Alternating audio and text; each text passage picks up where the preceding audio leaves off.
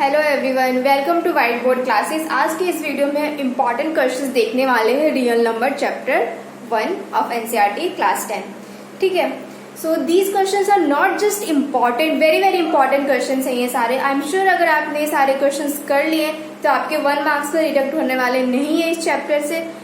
अब मैं ये नहीं कह रही हूँ कि ये क्वेश्चंस बिल्कुल एग्जैक्ट इसी फॉर्म में आने वाले हैं। क्वेश्चन का फॉर्म सेम रहेगा, डिजिट चेंज हो सकता है। ठीक है, तो हम देखते हैं हमारा फर्स्ट क्वेश्चन क्या है। The LCM of two numbers is 182 and their HCF is 13। If one number is 26 find the others. ठीक है, बहुत इजी क्वेश्चन है, ये पता है। ये वाला जो हमारे पास फॉर्मूला है, LCM into HCF is equals to product of two numbers. इस वाले फॉर्मूला से हम इसको सॉल्व करने वाले हैं। ठीक है, एलसीएम कितना गिवन है हमारे पास? एलसीएम कितना है? 182। एलसीएम एचसीएफ कितना है? 13। प्रोडक्ट ऑफ टू नंबर, जो दो गिवन नंबर है उसमें से एक नंबर मेरे पास गिवन है 26 और उसने पूछा है कि दूसरा नंबर क्या होने वाला है। तो दूसरा नंबर को हम लेट एक्स कर लेते हैं। जब आप इसको सॉल्व करोगे तो ये क्या हो जाएगा? 182 into 13 divided by 26 is equals to x. जब आप इसको सॉल्व करोगे तो ये आपका आ जाएगा 91 इज इक्वल्स टू एक्स। तो जो दूसरा नंबर था फाइंड द अदर, दूसरा नंबर क्या आ गया मेरे पास? 91। Therefore numbers are 26 and 91। ये था मेरा फर्स्ट क्वेश्चन। अब हम सेकंड क्वेश्चन देखते हैं, और ये क्वेश्चन 2020 के बोर्ड एग्जाम में भी आया हुआ है, ये वाले क्वेश्चन। ठीक है, सेकंड क्वेश्चन देखते हैं। ये है क्वेश्चन नंबर 2, ये भी 2020 के बोर्ड एग्जाम में आ चुके हैं। देखते हैं क्या है। Use Euclid algorithm to find the largest number which divides 870 and 258 leaving remainder 3 in each case. उसने बोला है कि एक ऐसा नंबर निकालो जिसको मैं जो डिवाइड करे 870 को एंड 258 को, तो रिमाइंडर क्या दे? 3 दे। ठीक है, तो हमें पता है कि जो रिमाइंडर आता है, कोई भी नंबर को आप डिवाइड करो, जैसे कि मैंने 2 से डिवाइड किया 5 को, तो 5 को 2 से डिवाइड किया, 5 को जब 2 से डिवाइड करेंगे तो 2 2 जब 4 आ जाएगा और मेरा रिमाइंडर क्या आ जाएगा? 1 आ जाएगा। तो इसका मतलब ये हुआ कि जो रिमाइंडर आता है ना, जो रिमाइंडर आता है, अगर उस रिमाइंडर को मैं इसमें से माइनस कर दूंगी तो ये एग्जैक्ट डिविजिबल बाय हो जाएगा। तो ये जो रिमाइंडर का यही मतलब हुआ कि ये जो नंबर एक्स्ट्रा आ रहा है तो उसको जो डिविडेंड है आपका उससे माइनस कर दो। तो इसमें भी मुझे क्या करना है? 870 को मैं माइनस कर दूंगी 3, तो ये आ जाएगा आपका 867। ठीक है, नेक्स्ट क्या है? 258 को भी अगर मैं माइनस कर दूंगी 3 से तो ये कितना आ जाएगा? 255। अब आपको क्या करना है? ये जो नंबर आया है इन दोनों का आपको एचसीएफ निकालना है। बहुत सिंपल है, एचसीएफ निकाल दो। कौन से मेथड से निकालना है? इस क्वेश्चन में उसने बोला है इंक्लूड डिवीजन एल्गोरिथम के यूज करके एचसीएफ निकालना है, पैरामीटर यूज नहीं करना। तो आपको अब क्या करना है? We have to find the HCF of 867 and 255। हम HCF निकाल लेते हैं। क्या करना है? 867 को अंदर लिखेंगे, बाहर लिखेंगे 255 को। तो देख लेते हैं कितने टाइम्स में जाएगा। 255 को अगर हम 3 से करते हैं तो कितना आ जाएगा? 765। 3 टाइम्स में आ जाएगा 765। रिमाइंडर कितना बचा? 201। ठीक है, अब फिर से क्या करते हैं हम? अब रिमाइंडर 0 नहीं आया, फिर से डिवाइड करेंगे 255 को हम यहाँ लिख देंगे। अब कितने टाइम्स में आ जाएगा? 2 टाइम्स में आ जाएगा 204। कितना बचा? 51। ठीक है, अब फिर से 51 को मैं किससे डिवाइड करूंगी? 102 यहाँ पे लिखेंगे, तो ये आ जाएगा आपका 2 टाइम्स में 102। रिमाइंडर कितना आ गया? 0। अब मैं यहाँ पे स्टॉप करूंगी तो मेरा एचसीएफ कितना आया? 51। तो HCF is 51। therefore 51 is the largest number. 51 क्या है? the largest number. ये था मेरा 51 लार्जेस्ट नंबर आ गया, ठीक है। तो इस टाइप के जब क्वेश्चन आए ना, find the largest number which divide this and this, इसकी जगह पे कोई और नंबर हो सकता है, 3 नंबर भी हो सकते हैं, लेकिन उस केस में आपके पास रिमाइंडर गिवन होगा। तो आपको क्या करना है, जो ये नंबर है उसमें से रिमाइंडर को माइनस कर देना है। 870 रिमाइंडर को माइनस किया, 867 आया। 258 से रिमाइंडर को माइनस किया तो 255 आया। तो जो भी ये नंबर है उसमें से रिमाइंडर को माइनस कर दो, और जो नया नंबर आएगा उन दोनों का या उन तीनों का, कोई भी 3 भी हो सकते हैं, 4 भी नंबर्स आ सकते हैं, तो उनका आपको क्या निकालना है, HCF निकाल देना है, ठीक है। तो इसमें 2 था तो हमने इग्लो डिवीजन एल्गोरिथम का यूज करके इसमें HCF निकाला। 3 का होगा तो आप HCF कैसे निकालोगे, उस केस में हम प्राइम फैक्टराइजेशन यूज करोगे। तो HCF मेनली आपको HCF निकालना है इस टाइप के क्वेश्चंस में, ठीक है। HCF जो आ जाएगा वो आपका रिक्वायर्ड नंबर हो जाएगा। अब हम थर्ड क्वेश्चन देखते हैं। This is question number 3। Check whether 12n can ends with the digit 0 for any natural number n। बताना है कि 12 की पावर n में जो नंबर है ये, वो क्या डिजिट, आज को जब हम सॉल्व करेंगे तो 0 डिजिट से एंड होगा या नहीं होगा। ये एनसीईआरटी में भी क्वेश्चन है, उसमें 6n वाला था, ठीक है। तो क्या करना है इस टाइप के क्वेश्चंस में, हमें पता है कि कोई भी नंबर एंड्स विद डिजिट 0, इसका मतलब वो 10 से डिविजिबल बाय है।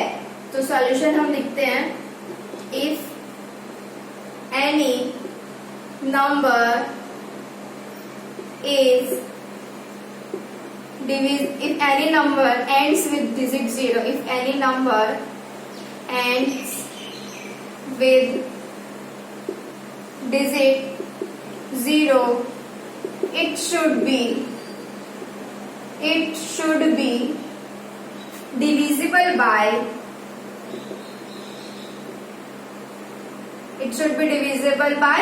10। 10 से तो डिविजिबल बाय होना ही चाहिए, एंड या फिर और लिख लो, और it should also be divisible by 2 and 5। ये बात तो हमें पता ही है कि कोई भी नंबर अगर 10 से डिविजिबल बाय है तो वो 2 और 5 से भी डिविजिबल बाय होगा।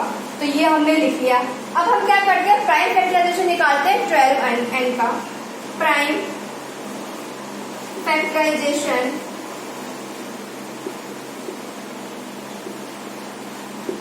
फैक्टराइजेशन ऑफ 12n क्या होगा, प्राइम फैक्टर 12n का 2 इंटू 3 इंटू 3, नहीं सॉरी 2 इंटू 3 इंटू 2, यहाँ पे ये लिख लेते हैं, ठीक है, और पावर में n। अब आप ये देखो कि जो इसका प्राइम फैक्टर हमने 12 किया, तो प्राइम फैक्टर में 2 तो आ गया लेकिन 5 नहीं आया। इसका मतलब ये हुआ कि अगर प्राइम फैक्टर में ही उसका 5 नहीं आया तो ये नंबर भी 5 से डिविजिबल बाय नहीं होगा। 5 इसके प्राइम फैक्टर में आया ही नहीं तो 5 से डिविजिबल हो ही नहीं सकता। अगर 5 से डिविजिबल बाय नहीं है तो वो 10 से भी नहीं होगा। अगर 10 से भी डिविजिबल बाय नहीं है तो एंड्स विद 0 तो होगा ही नहीं होगा।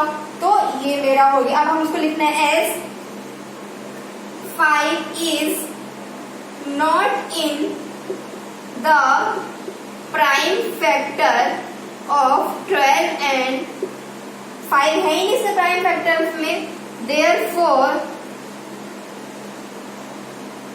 12 and can never ends with digit 0।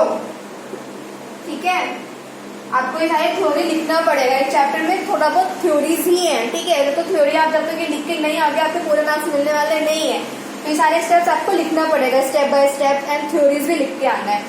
तो ये बहुत इजी क्वेश्चन था। इसमें आपके 12n भी आ सकता है, 6n भी आ सकता है इसकी जगह पे, या कोई और नंबर भी आ सकता है। उसमें ये पूछेगा कि digit with ends with digit 0 और नॉट, तो आपको इस टाइप का कर लेना है, ठीक है। बहुत इजी। अब हम देखते हैं नेक्स्ट क्वेश्चन क्या है हमारा। This is question number 4। क्या है, use equal division lemma to show that square of any positive integer is of the form 3m और 3m plus 1 for some integer m। ये तो आपके एनसीईआरटी का ही क्वेश्चन है, देख लेते हैं इसको भी एक बार। क्या करना है, पहले let a be any positive integer, ठीक है, और a मैंने ले लिया कोई पॉजिटिव इंटीजर होगा, और यहाँ से b की वैल्यू क्या पता चल रहा है मुझे, b क्या होना चाहिए 3 and b is equals to 3। Therefore by equilibrium division lemma, equilibrium division lemma क्या है मेरे पास, a is equals to b q plus r, तो b क्या है मेरे पास 3, तो 3q plus r, 3q plus r where q is greater than equals to 0। और मुझे पता है as we know that possible values of r निकाल लेते हैं। पॉसिबल वैल्यूज ऑफ r क्या क्या होना चाहिए, जो b है वो b से छोटा होना चाहिए, 0 के इक्वल, और greater than 0 less than b। Possible value of r क्या क्या हो सकता है, 0 हो सकता है इस केस में, 1 हो सकता है और 2 हो सकता है। कैसे पता चलता है, तो यहाँ पे हम लिख सकते हैं r is less than b और ग्रेटर देन इक्वल्स टू 0। 0 से लेके b से छोटा तक, b के लेस देन b तक होते हैं r की वैल्यू। तो फर्स्ट केस में हमारे पास क्या आ जाएगा, केस आप 1 ले लोगे तो एक बार इस वाले में r की वैल्यू 0 पुट करनी है, सेकंड केस में r की वैल्यू 1 पुट करनी है, थर्ड केस में r की वैल्यू 2 पुट करनी है। तो केस 1 में क्या करेंगे, a is equals to 3q plus 0, ठीक है। अब उसने बोला इस क्वेश्चन में स्क्वायर करना है, so that square of any positive integer, तो पॉजिटिव इंटीजर हमने लिया उसका स्क्वायर, तो मतलब कि a का स्क्वायर करेंगे यहाँ पे, तो यहाँ पे a का स्क्वायर करेंगे तो 3q का स्क्वायर करेंगे तो क्या हो जाएगा, ये हो जाएगा a square is equals to 3 3 9q का स्क्वायर। अब मैं यहाँ पे सेकेंड केस करती हूँ, एक बार मैं यहाँ से 3 कॉमन ले लेती हूँ, 3 कॉमन ले लिया तो अंदर क्या बचेगा, q स्क्वायर, तो इसको मैं 3m लिख सकती हूँ, ब्रैकेट के अंदर जो भी है उसको m ले लो, ठीक है, और 3 कॉमन, ताकि मेरे पास ये वाला फॉर्म आ सके। सेकेंड केस के लिए देखते हैं, सेकेंड केस में क्या है, केस 2 में क्या करना है मुझे, a is equals to 3q, इसमें r की जगह पे क्या पुट करना है 1, 3q प्लस 1, फिर वैसे ही करना है, a का स्क्वायर करेंगे तो राइट हैंड साइड में भी स्क्वायर करेंगे, राइट हैंड साइड में a प्लस b का होल स्क्वायर आइडेंटिटी लग जाएगा, क्या होता है a plus b whole square का, a square plus b square plus 2ab। तो यहाँ से आपके पास आ जाएगा 3q का स्क्वायर करेंगे तो क्या आ जाएगा 9q square plus 1 plus 3 2 6q, ठीक है। अब आपको क्या करना है, इसमें से 3 कॉमन लेना है, 3 कॉमन, इन दोनों में से जब आप 3 कॉमन लोगे तो क्या आ जाएगा 3q स्क्वायर प्लस 2q और 1 बाहर आ जाएगा, ठीक है। अब आप जो मैंने बताया कि जो ब्रैकेट के अंदर जो भी है उसको क्या ले लो, आप m ले लो, तो यहाँ पे 3m प्लस 1। अब हम करते हैं केस 3। इस क्वेश्चंस के लिए आप मेरे एक्सरसाइज 1 का वीडियोस भी देख सकते हैं, ठीक है, लिंक डिस्क्रिप्शन में आपको मिल जाएगा। केस 3 में क्या है, केस 3 में क्या करेंगे, r की जगह पे 2 पुट करेंगे, तो a is equals to 3q plus 2। अब यहाँ पे स्क्वायर करना है, a square is equals to 3q plus 2 का होल स्क्वायर, तो क्या आ जाएगा, राइट साइड में 3q का a plus b whole square की आइडेंटिटी लगाएंगे तो ये हो जाएगा 9q स्क्वायर प्लस 2 का स्क्वायर करेंगे तो 4 प्लस 2 इंटू ए बी, 2 3 2 6 6 2 12, तो 12q आ जाएगा। अब इसमें से भी आप 3 कॉमन ले सकते हैं। अब 4 को ध्यान से देखो कि 4 को 3 प्लस 1 भी लिख सकते हैं, तो यहाँ पे मैं 4 को 3 प्लस 1 लिख देती हूँ ताकि मेरे पास कुछ ना कुछ कॉमन आ जाए, ठीक है। 4 को 3 प्लस 1 लिख दिया, तो अब देखो कि ये और ये, इन तीनों में से मैं क्या कॉमन ले सकती हूँ, 3 कॉमन ले सकती हूँ, तो अंदर क्या बचेगा 3q स्क्वायर प्लस यहाँ से 3 कॉमन लिया तो बाहर आ गया, अंदर 1 ही बचेगा, इसमें से कुछ नहीं ले सकते, 1 को बाद में हम लिख देंगे। अब 12q में से 3 कॉमन लेंगे तो क्या बचेगा 4q, ठीक है, 4 क्यों 4 3 12 होता है। और ये वाला जो 1 था मेरे पास, इसको कुछ भी कॉमन ले लिया तो ब्रैकेट के बाहर आ गया। तो अब मैं इसको क्या लिख सकती हूँ, ब्रैकेट के अंदर जो भी है उसको मैंने m से रिप्लेस कर दिया और ये प्लस का 1। तो इसका मतलब दो फॉर्म्स मेरे पास कौन कौन से आ गए, 3m और 3m+1 वाले फॉर्म आ गए। दो फॉर्म में पूछा था उसने कि एनी पॉजिटिव इंटीजर का जो आप स्क्वायर करोगे तो वो दो फॉर्म आना चाहिए, 3m और 3m+1 फॉर्म आना चाहिए। तो मेरे पास फर्स्ट केस में 3m आया और सेकेंड एंड थर्ड केस में 3m+1, ये दो ही फॉर्म आए। तो इसका मतलब मेरा क्वेश्चन सही है और कोई फॉर्म नहीं आ सकता, 3m+2 नहीं आ सकता, 3m+5, 3m+8 कुछ भी ऐसा नहीं आने वाला था। तो इसका मतलब मेरा क्वेश्चन सही हो गया। ठीक है, तो इस टाइप के क्वेश्चन हमें ऐसे ही करने हैं। इसके जगह पे आपके पास कुछ भी क्वेश्चन आ जाए तो फर्स्ट स्टेप आपको यही से नेट करना है, नेट ए बी यानी पॉजिटिव इंटीजर, डी की वैल्यू निकालनी है, इक्वल डिविजन लेमा से आपको सॉल्व करना है, केसेस निकालने हैं, फिर आपको चेक करना है। ठीक है, तो ये था मेरा question number 4। This is our question number 5। Show that √2 is irrational. ठीक है, इरेशनल प्रूफ करना है। इसके जगह पे √2 की जगह पे आपके पास √5 भी आ सकता है, √6 भी हो सकता है। ठीक है, कुछ भी हो सकता है। तो सबके स्टेप्स बिल्कुल सेम रहने वाले हैं। हम क्या करते हैं, पहले late us assume that √2 is rational. इस क्वेश्चन को हम बाय कॉन्ट्राडिक्शन प्रूफ करते हैं। हमने पहले मान लिया कि √2 जो है रैशनल है।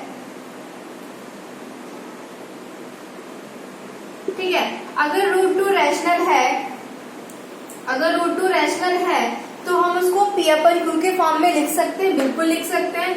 Therefore √2 = P/Q लिख सकते हैं। रैशनल नंबर को हम P/Q के फॉर्म में तो लिखते हैं जहाँ पे Q ≠ 0। और इस केस में एक और है, जो P एंड Q है वो Q प्राइम है, where P and Q are coprime. Coprime numbers क्या होते हैं, जिनका HCF 1 आए। मतलब कि P और Q का जब हम HCF निकालेंगे तो क्या आना चाहिए, 1 आना चाहिए। HCF 1, कॉमन फैक्टर दोनों में सिर्फ 1 होना चाहिए। Where P and Q are coprime and Q is not equal to 0। ये हमने लेट कर लिया। ठीक है, अब देखो क्या है, अब नेक्स्ट स्टेप में क्या करना है, क्रॉस मल्टीप्लाई कर दो आप इन दोनों को। तो √2 into Q is equal to P। अब क्या करना है, स्क्वायरिंग करना है both side, squaring both side. तो क्या हो जाएगा, यहाँ पे Q इंटू √2 का स्क्वायर करेंगे और यहाँ पे P का स्क्वायर करेंगे। तो Q का स्क्वायर करेंगे तो क्या आ जाएगा, Q² into 2 is equal to P का स्क्वायर। तो अब हम यहाँ से आप क्या ले लो, Q² is equal to P²/2। यहाँ से क्या पता चला कि P² इज डिविजिबल बाय 2। यहाँ पे आपको लिखना है P² is divisible bye 2। Therefore P is also divisible by 2। ये हमारे पास थ्योरम है कि P² अगर किसी से कोई भी नंबर से डिविजिबल बाय है, स्क्वायर उसका डिविजिबल बाय है किसी भी नंबर का, तो वो नंबर भी तो उस नंबर से डिविजिबल बाय होगा। तो P is also divisible by 2। P² 2 से डिविजिबल बाय था तो P भी 2 से डिविजिबल बाय होगा। अगर P 2 से डिविजिबल बाय है तो जब P को मैं 2 से डिवाइड करूंगी तो कोई नया नंबर निकल के आएगा, उसको हम नेट कर लेते हैं C मान लेते हैं उसको। अब यहाँ से क्रॉस मल्टीप्लाई करोगे तो क्या हो जाएगा, P is equal to 2C। P is equal to 2C, इसको मैंने फर्स्ट इक्वेशन दे दिया, P is equal to 2C। ठीक है, अब आपको क्या करना है, P की वैल्यू इस वाले इक्वेशन में पुट कर दो। तो क्या हो जाएगा, यहाँ पे Q² 2Q² is equal to P की जगह पे क्या लिखना है 2C। तो 2C का होल स्क्वायर करेंगे तो क्या आ जाएगा 4C होल स्क्वायर। ठीक है, ये हो गया मेरे पास। अब मैं इसके नेक्स्ट स्टेप में यहाँ पे कर देती हूँ।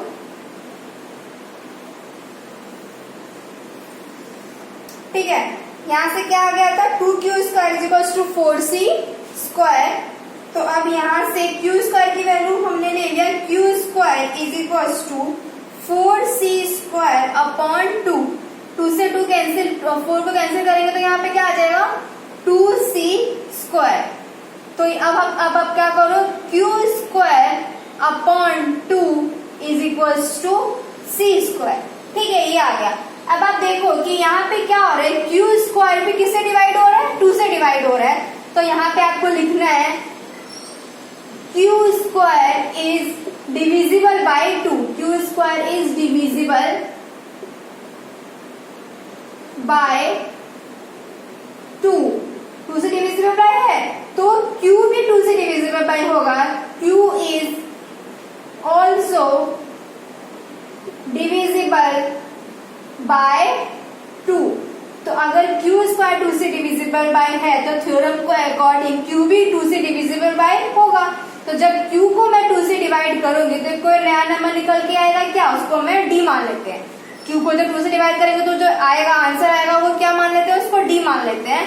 अब आप यहाँ से देखो कि q is equals to 2d, q is equals to 2d value आ गई, q की 2d वैल्यू आ गई। और यहाँ से मेरे पास p की वैल्यू, इसको सेकेंड इक्वेशन दे दो। अब आप देखो फर्स्ट और सेकेंड इक्वेशन को ध्यान से देख रहे हैं। फर्स्ट इक्वेशन मेरा क्या था, p is equals to 2c and q is equals to 2d।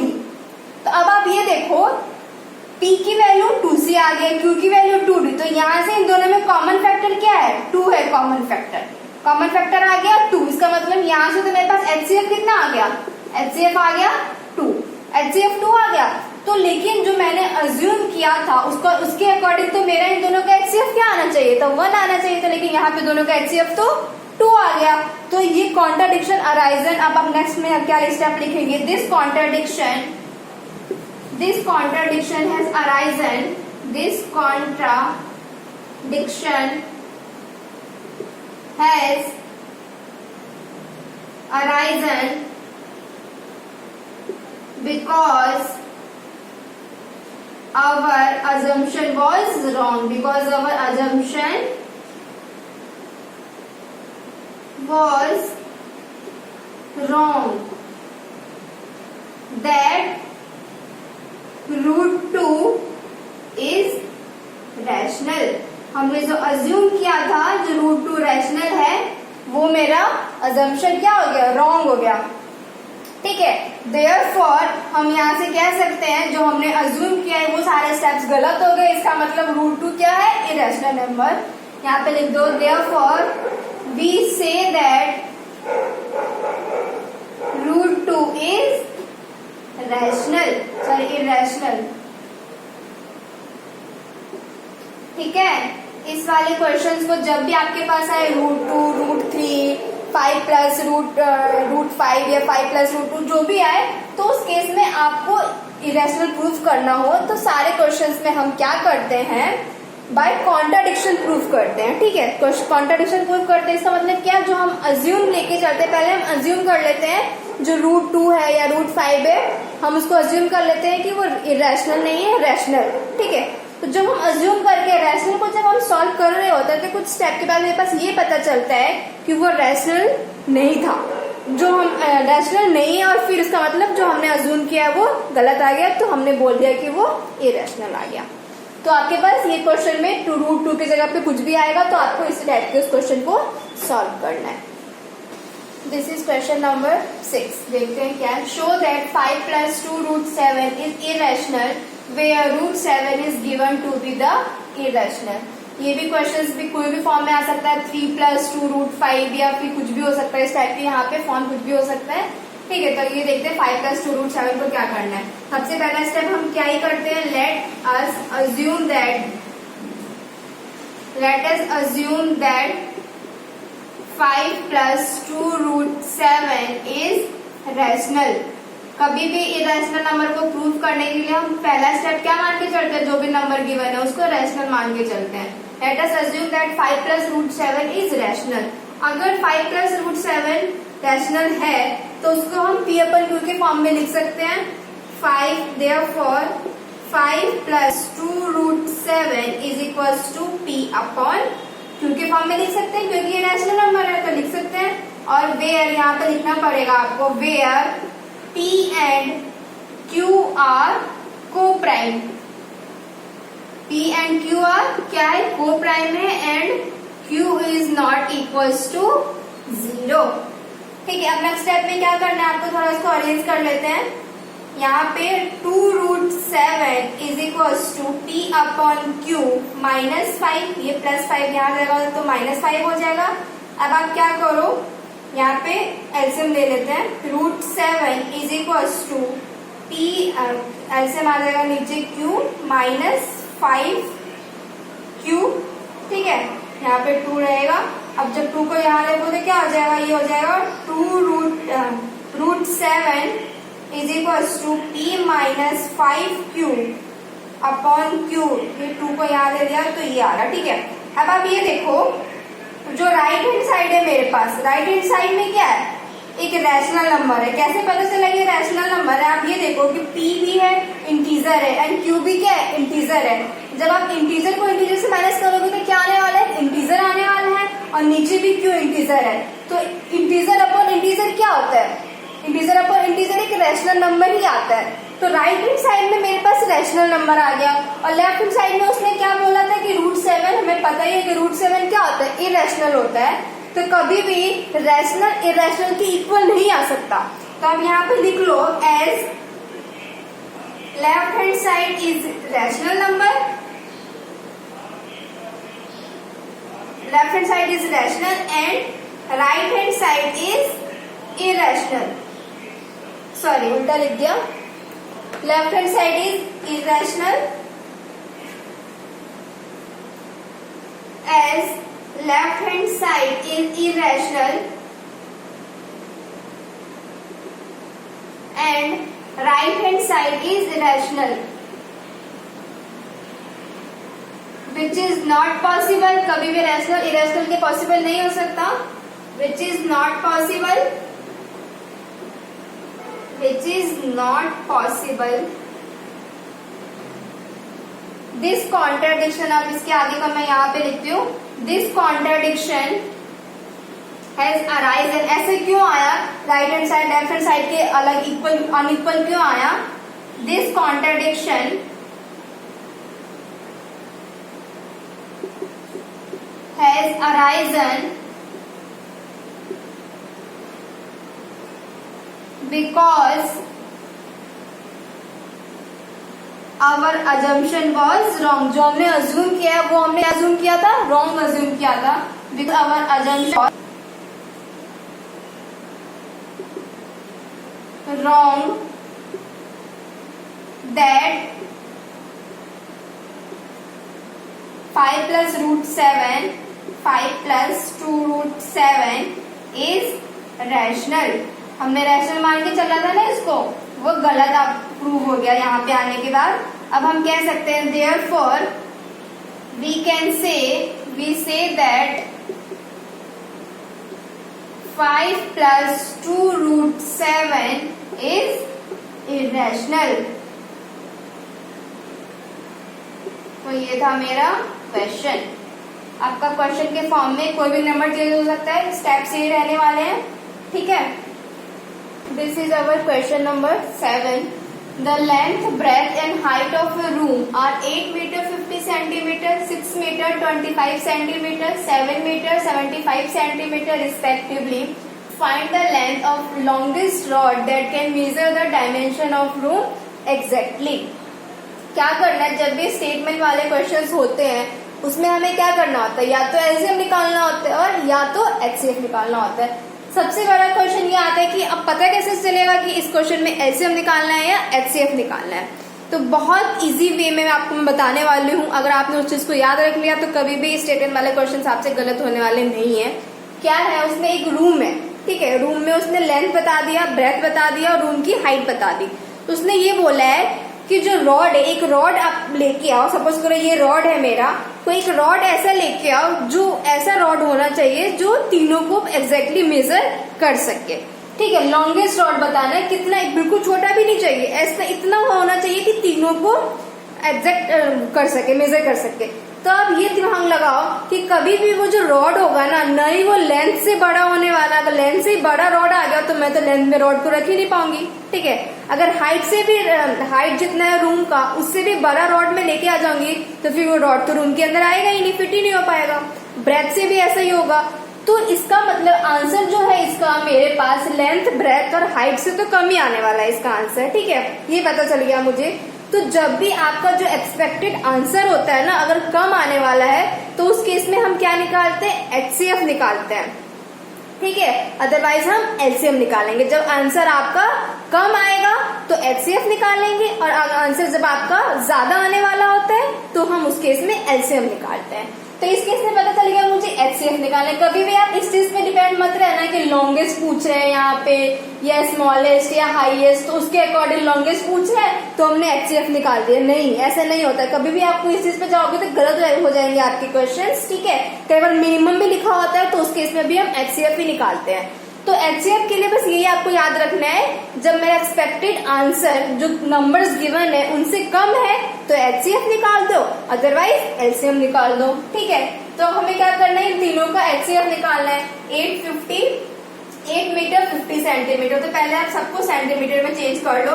8 metre 50 centimetre को जब मैं सॉल्व करूंगी तो 8 मीटर में 100 सेंटीमीटर प्लस 50 सेंटीमीटर, तो कितना आ गया 850 सेंटीमीटर, ठीक है। नेक्स्ट क्या है 6 मीटर एंड 25 सेंटीमीटर, तो 6 मीटर में 1 मीटर में 100 सेंटीमीटर, तो 6 मीटर में 600 सेंटीमीटर प्लस 25 सेंटीमीटर, तो कितना हो जाएगा 625 सेंटीमीटर।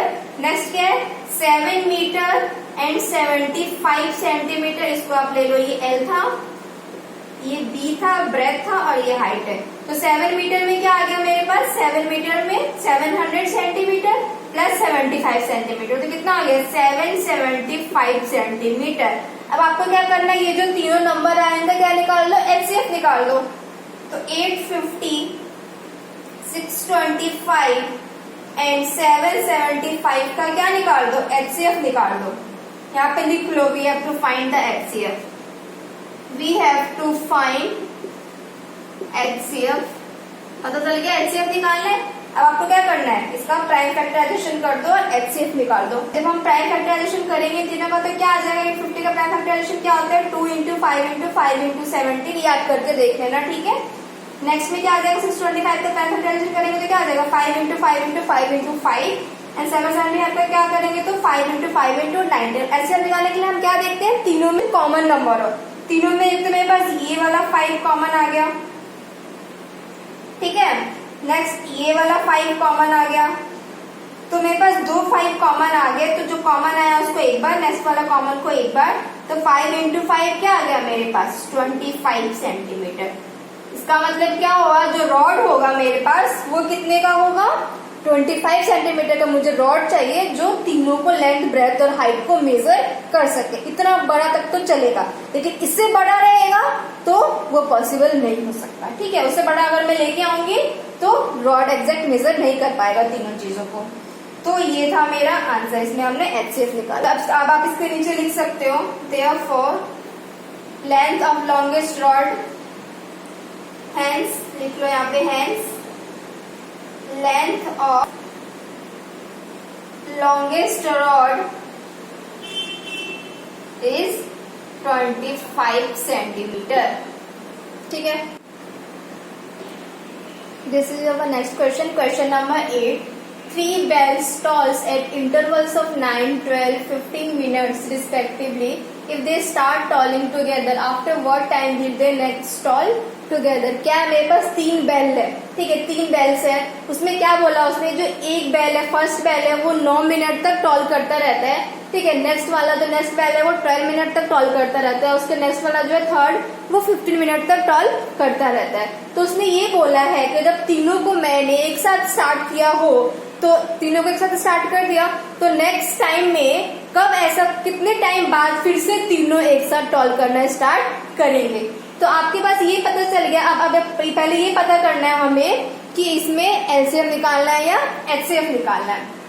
अब आप ये देखो कि जो फर्स्ट बेल बेल है उसको 9 मिनट लग रहे, 9 मिनट के बाद वो रुक जाता है, ठीक है। सेकंड बेल 12 मिनट के बाद रुकता है और थर्ड बेल जो है वो 15 मिनट बाद रुकता है। तो तीनों को जब मैंने एक साथ स्टार्ट करूंगी, बजता गया, उसके बाद ऐसा कब आएगा जब फिर से तीनों एक साथ बेल बजना स्टार्ट हो जाए। तो इस केस में क्या होगा, जो मेरा आंसर है वो 9 से भी बड़ा आएगा, ठीक है। ऐसा थोड़ी ना हो सकता है कि 9 मिनट से पहले ही उसको दोबारा से वो स्टार्ट हो जाए, नहीं। तो 9 से भी बड़ा आने वाला है आंसर, 12 से भी बड़ा आने वाला है, 15 से भी बड़ा आने वाला है। तो हमें क्या निकालना पड़ेगा, इसमें एलसीएम निकालना पड़ेगा। आंसर जब ज्यादा, एक्सपेक्टेड आंसर जब ज्यादा आए तो एलसीएम, लोएस्ट कॉमन मल्टीप्लीकेशन निकालते हैं, ठीक है। और एक्सपेक्टेड आंसर जब कम आए तो एचसीएफ निकालते हैं, हाईएस्ट कॉमन फैक्टराइजेशन निकालते हैं। तो इस केस में मेरे पास पता चलेगा कि मुझे एलसीएम निकालना है। तो अब आप क्या करो, एलसीएम निकालो 9, 12 एंड 15 का, ठीक है। तो we have to find LCM, we have to find LCM of 9, 12, 15, ठीक है।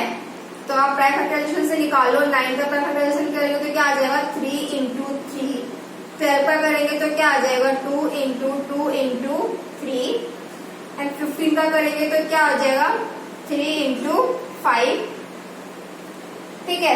एलसीएम के लिए क्या करते हैं, जो सेम है तीनों में उसको हम एक बार लिखते हैं।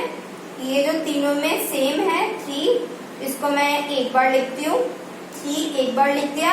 बाकी जो भी नंबर बच गया उसको लिख दो, फिर सारे को लिख दो। एक ये बच गया, इसको 3 लिख दो। ये 2 भी बच गया, इसको भी लिख दो। ये वाला 2 भी बच गया, इसको भी लिख दो। ये 5 भी बच गया, इसको भी लिख दो। तो सॉल्व करो इसको। 3 3 जा 9, 9 2 जा 18 और 5 2 जा 10। 18 को जब 10 से मल्टीप्लाई करेंगे तो कितना आ जाएगा 180 मिनट्स आ गए मेरे पास, ठीक है। 180 मिनट्स, इसका मतलब 180 मिनट्स को जब मैं आर में चेंज करूंगी तो कितना आ जाएगा 3 आवर्स, ठीक है। इसका मतलब 3 आवर्स के बाद फिर से दोनों एक साथ टॉल करना स्टार्ट करेगा। जो तीनों बेल्स है फिर से 3 आवर्स के बाद दोनों एक साथ स्टार्ट होंगे। तो इस टाइप के क्वेश्चंस में भी इसे आता है कि कभी भी आपके पास कोई 3 लोग हैं वो रेस कर रहे हैं, या फिर 2 लोग हैं रेसिंग कर रहे हैं, वो फुटपाथ पे वॉक कर रहे हैं, तीनों की स्पीड अलग अलग है। तो उस केस में भी हम एलसीएम ही निकालते हैं। मतलब कि जो 3 इवेंट है मेरे पास और तीनों इवेंट का जो टाइम है वो अलग अलग है। पहला कुछ और टाइम पे कर रहा है, सेकंड किसी और टाइम पे कर रहा है, फिर थर्ड किसी और टाइम पे कर रहा है, ठीक है। और फिर उसने ये पूछा होगा क्वेश्चन में आपसे कि वापस वो तीनों एक साथ कब मिलेंगे। जैसे कि 3 लोग हैं वॉक कर रहे हैं, ठीक है। वॉक कर एक का स्पीड है कुछ और, सेकंड का स्पीड कुछ और है, कम है या ज्यादा है, थर्ड का स्पीड भी कम है उससे या फिर ज्यादा, कोई भी स्पीड है, तीनों की स्पीड अलग अलग है। तो उसने ये बोला होगा कि वापस वो जहां पे स्टार्ट किए थे उस स्टार्टिंग पॉइंट पे वापस वो कब मिलेंगे, ठीक है। तो उस क्वेश्चंस में भी, इस टाइप के क्वेश्चंस में भी हम क्या ही निकालते हैं, एलसीएम ही निकालते हैं। तो ये आपको पता चल गया, एलसीएम निकाल दो आपका आंसर आ जाएगा। नेक्स्ट क्वेश्चन देखते हैं। इस टाइप के क्वेश्चंस भी आपके एग्जाम्स में आ सकते हैं, ठीक है। Show that 1 and only 1 out of n plus 2 and n plus 4 is divisible by 3 where n is any positive integer। अब हम इसका सॉल्यूशन देखते हैं, ध्यान से देखना, थोड़ा डिफरेंट है ये क्वेश्चन, ठीक है। Let A B any positive integer, A को पॉजिटिव इंटीजर लेट कर लिया और बी क्या है मेरे पास 3 है क्योंकि डिविजिबल बाय पूछा है। तो यहाँ पे जो डिवाइजर है मेरे पास क्या है 3 है, तो 3 ले लिया। तो पॉसिबल रिमाइंडर्स क्या क्या आगे मेरे पास 0, 1 एंड 2, क्योंकि 8 जो होता है ग्रेटर देन इक्वल्स टू 0 होता है, लेस देन 3 होता है। तो केस 1 में आपको क्या करना है, एक बार जब केस 1 में क्या करते हैं हम, कैसे करना है इस क्वेश्चन को देखो ध्यान से।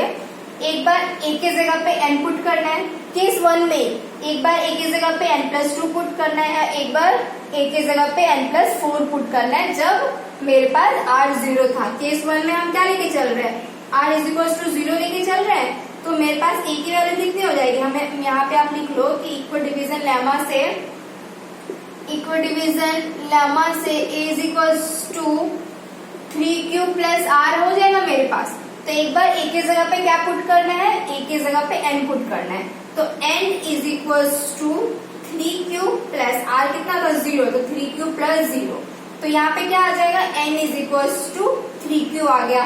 अब नेक्स्ट में n+2 के लिए देखना है, तो जब n+2 के लिए देखूंगी, n+2 में यहाँ पे n की वैल्यू कितनी है, 3q है, तो n के जगह पे 3q लिख दो। अब +2 का +2, एक ये आ गया। नेक्स्ट वाले में देखो n+4 के लिए चेक करना है, तो n+4 इज इक्वल टू, यहाँ से मेरे पास n की वैल्यू कितनी आई थी, 3q, तो n की जगह पे 3q + 4 का 4।